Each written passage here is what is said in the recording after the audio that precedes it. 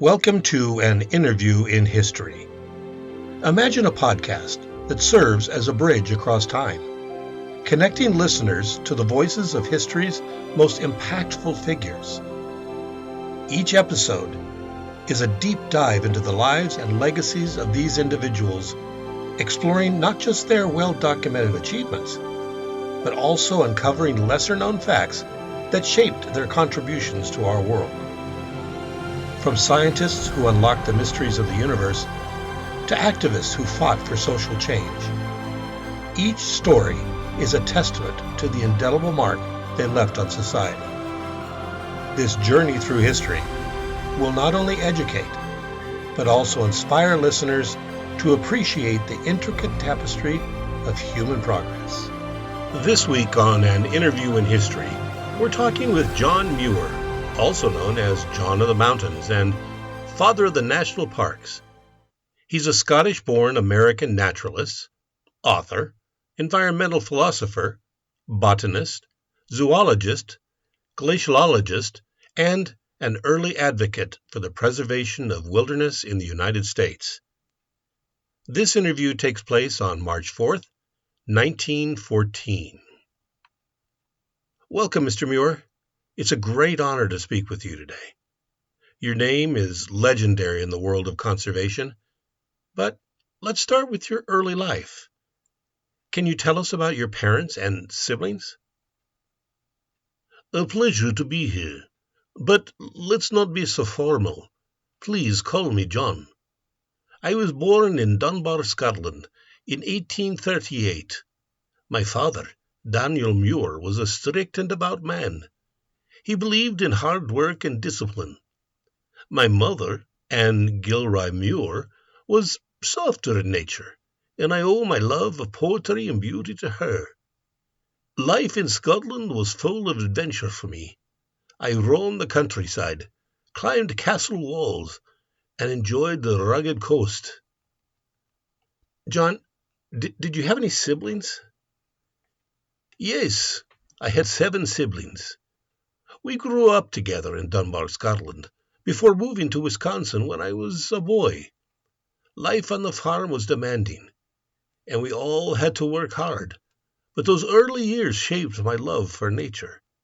My brothers and sisters were part of that journey, though I was always the one most drawn to the wilderness.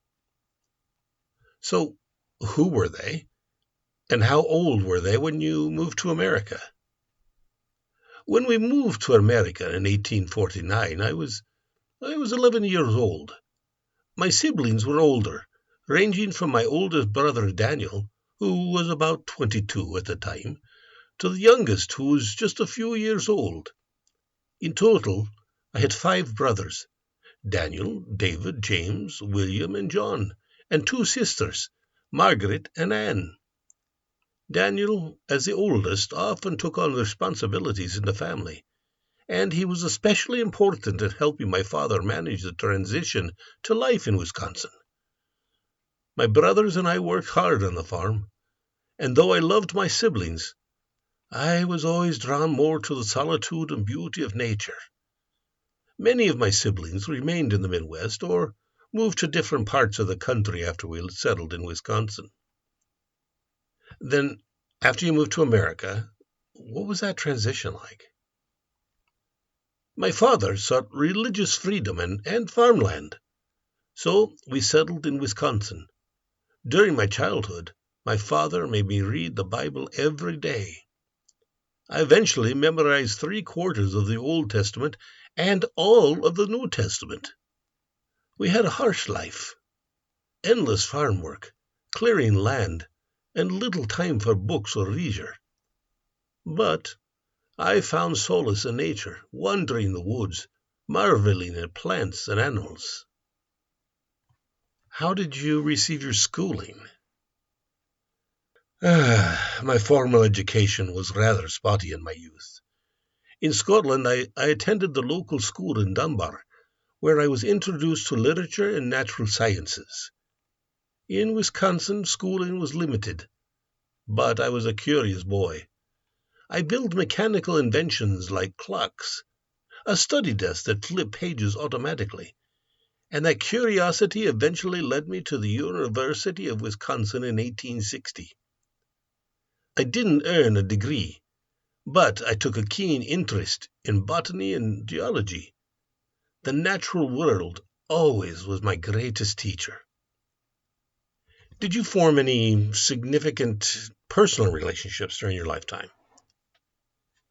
Yes. Later in life, I married Louisa Wanda Strenzel in 1880. She came from a family of fruit farmers in California. I went into business for 10 years with my father-in-law, managing the orchards on the family's 2,600-acre farm in Martinez, California. We had 2 daughters, Wanda Muir Hanna and Helen Muir Funk, but my greatest love was always the wild. My heart was in the mountains, the forests, and the great untouched landscapes of America. I was sustained by the natural environment and by reading essays of the naturalist author Ralph Waldo Emerson, who wrote about the very life that I was then living. On my excursions to the backcountry of Yosemite, I traveled alone, carrying only a tin cup, a handful of tea, and a loaf of bread, and a copy of Emerson.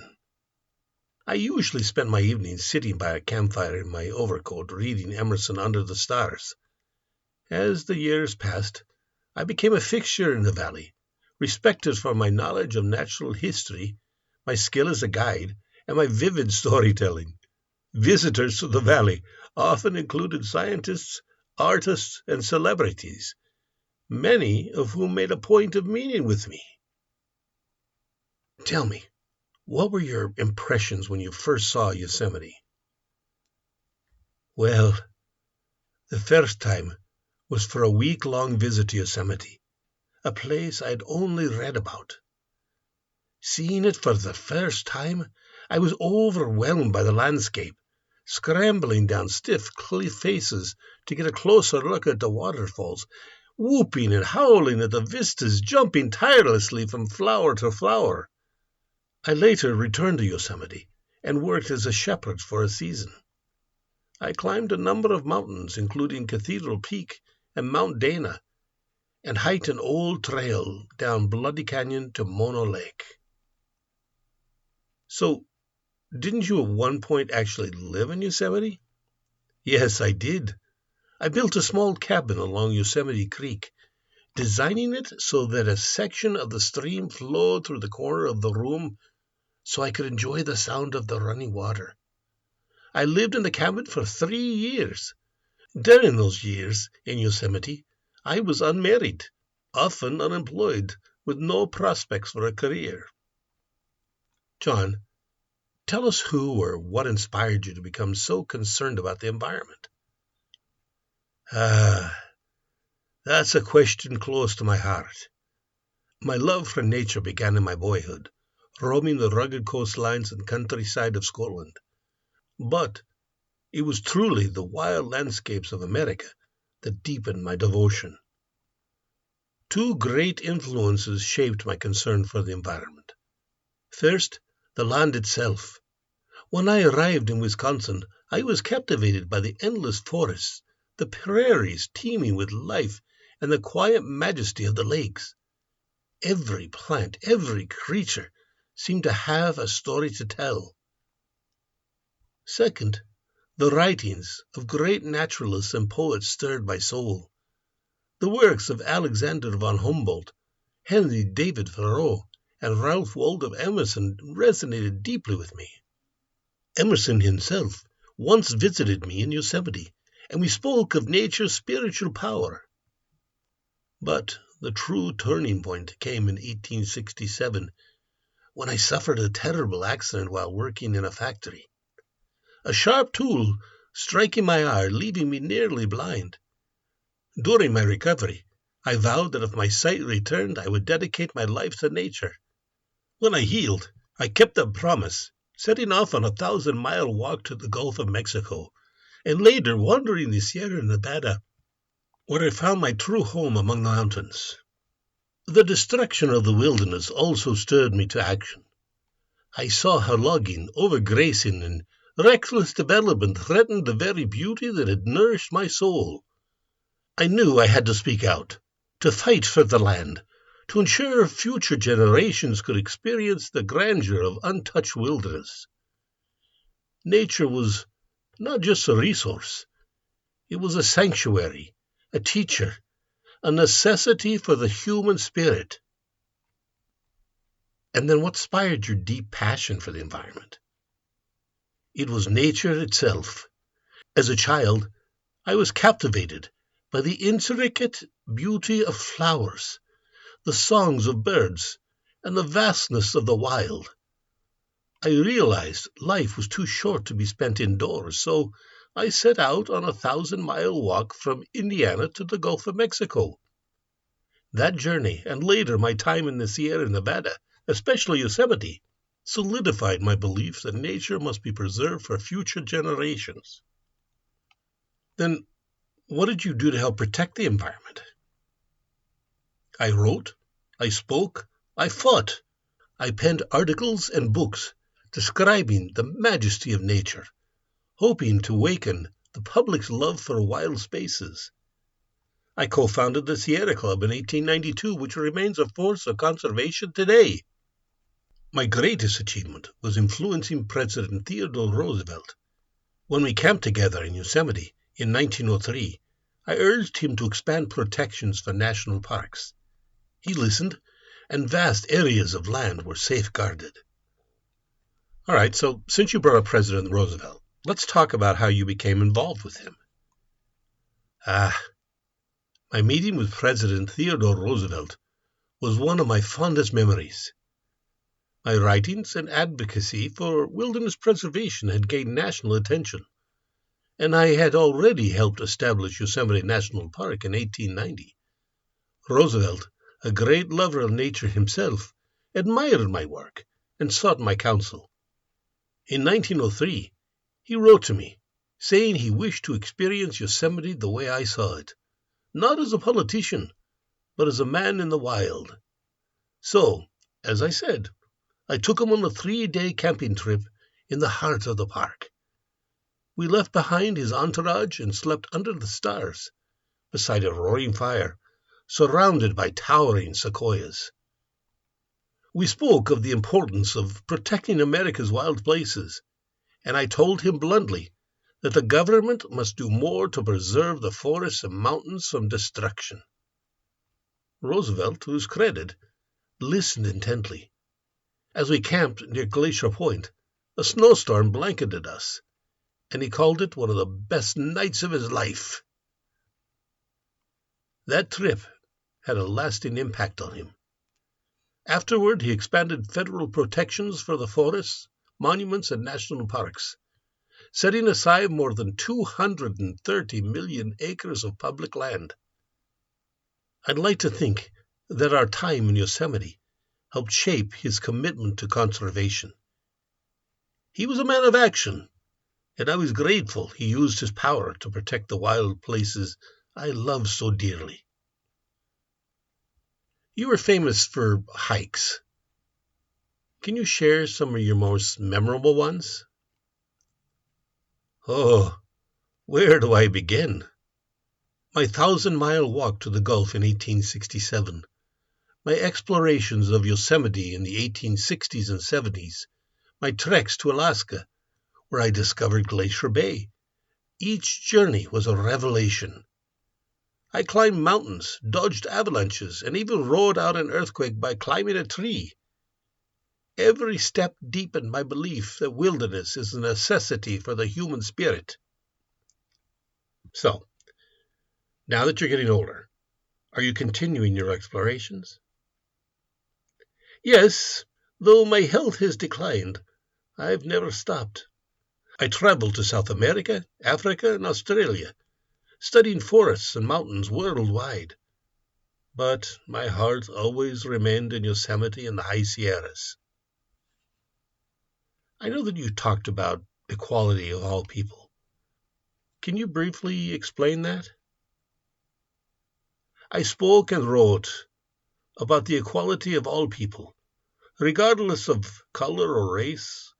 I wrote about the immorality of slavery, how we were all children of one Father, sketched the characteristics of the different races of mankind, showing that no matter how far apart their countries were, how different in color, size, language, etc., and no matter how different and how various the ways in which we all got a living, that the white man and all the people of the world were essentially alike, that we all had 10 fingers and toes and our bodies were the same, whether white, brown, black, or different colors, and speak different languages.